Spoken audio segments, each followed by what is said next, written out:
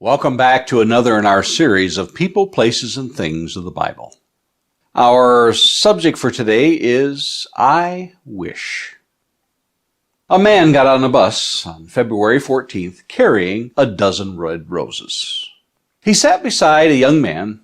The young man looked at the roses and said, "Somebody's going to get a beautiful Valentine's Day gift." "Yes," said the old man.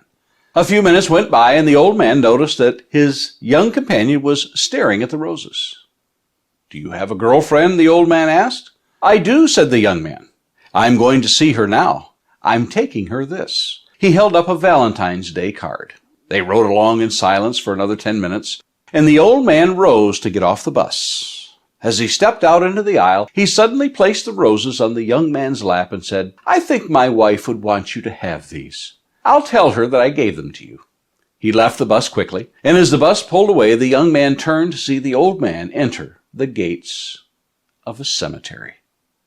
Sometimes I read stories like this, and I just kick myself. So many opportunities pass me by that I just don't say or do something nice.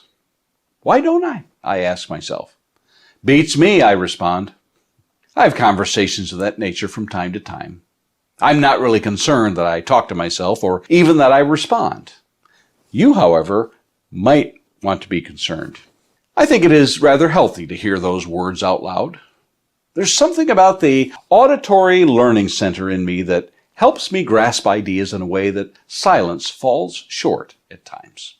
So what is it that I wish I would take advantage of more often than I presently do? Well, I hope there's enough room left in our conversation here to just capture a few of those. I always want to have a spirit of gentleness in my speech. Paul puts it in Colossians 4:6, "Let your speech always be gracious, seasoned with salt, so that you may know how you ought to answer each person." It is my desire to be firm in my convictions, but not to be offensive or bullying. There's plenty of that already in the world. I don't want to add to the blistering heat of confrontational conversations. I want to do more than learn about the fruits of the Spirit. I want to live them. You know those fruits that we find in Galatians 5:22. The fruit of the Spirit is love, joy, peace, patience, kindness, goodness, faithfulness, gentleness, self-control.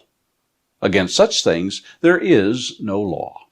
It's not too difficult to imagine that we can memorize such a brief list, nor is it beyond our comprehension to clearly define what each of these fruits are. But the producing and increasing in each, there's the rub. I want these to be in evidence in my daily walk. Finally, it's my heart's true desire to bring into harmony with God. My speech and actions are tough to wrangle, and sometimes I can do those from the wrong motive and appear outwardly to be pious.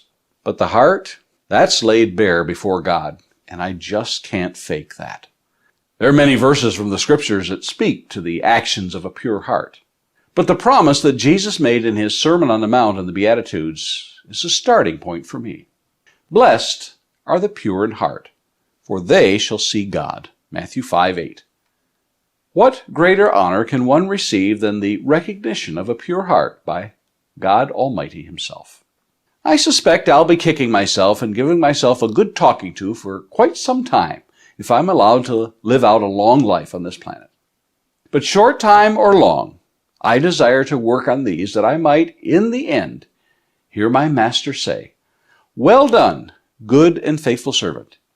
You've been faithful over little. I will set you over much. Enter into the joy of your Master." Matthew 25:21. Don't you want to hear that from the Master about you? And Lord willing, let's meet here again tomorrow and look at more people, places, and things in the Bible.